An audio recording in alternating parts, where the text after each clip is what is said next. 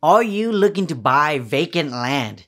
Because if you are, this video is for you.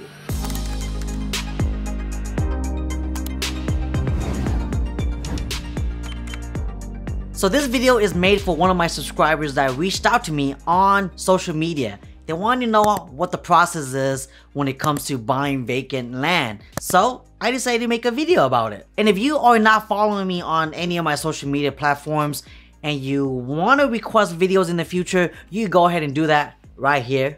Or you could just comment down below, I guess.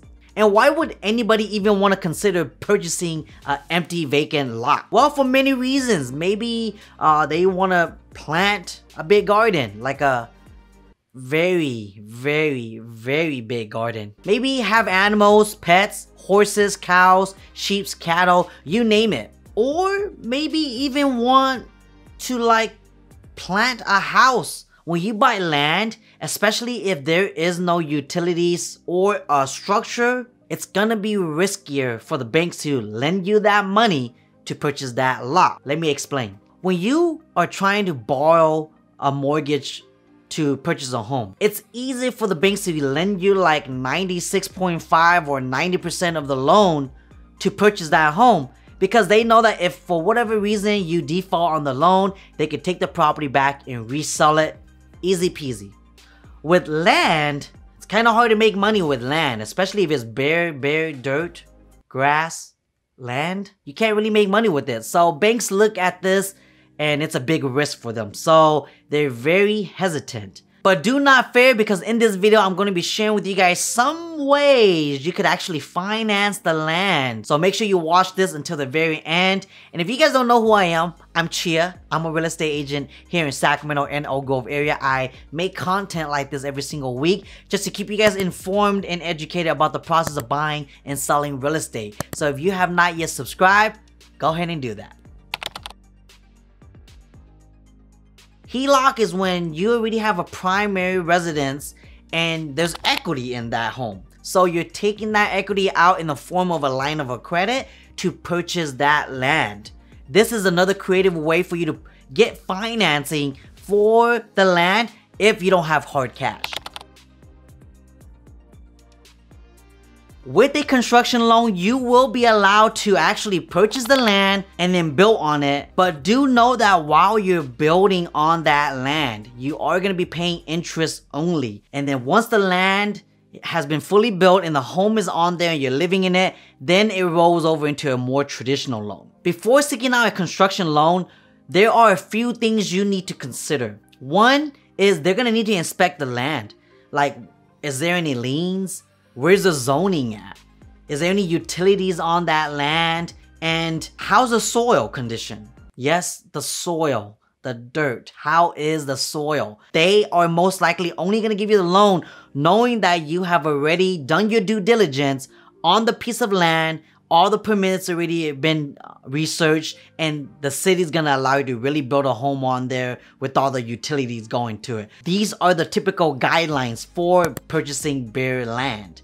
And with a construction loan, if you have no plans on developing the land and building utilities and putting a home on top of it, they're not going to give you the loan. So make sure that if you're buying just straight up land, but you're not planning on putting a home on it, construction loan is probably not for you.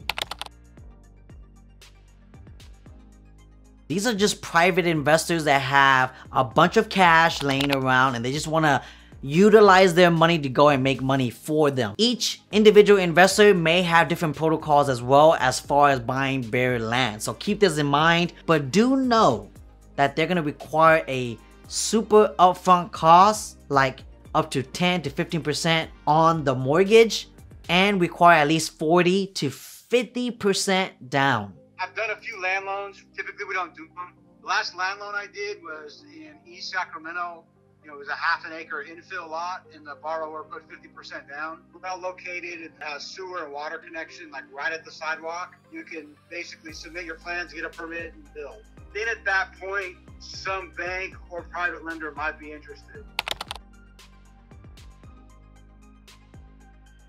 This is where you actually get very creative and you go up to the owner of the land and ask if they will actually finance the land for you. This is just the seller now becomes the bank. So instead of getting a traditional loan from a bank, you would just go to the seller and they would just come up with the interest rate that they're comfortable with and write up a contract for you and the sellers, so that way you guys could agree that when you are paying the seller within a certain amount of years, once the term ends, that land belongs to you. One thing to avoid, make sure you involve a title company or a attorney depending on where you live, because if you don't involve a third party in this transaction, you can get scammed. If you are not a savvy investor to where you're reading all the contracts and know exactly what you're doing, if the seller is slightly a little bit more savvy than you might get shot in the foot. So make sure you involve a title company so that way they put everything on paper, and so that way they're able to check the liens for you to make sure there's nothing bad towards the land, and then resume with the purchase. Land could be great, especially with prices going up right now on homes.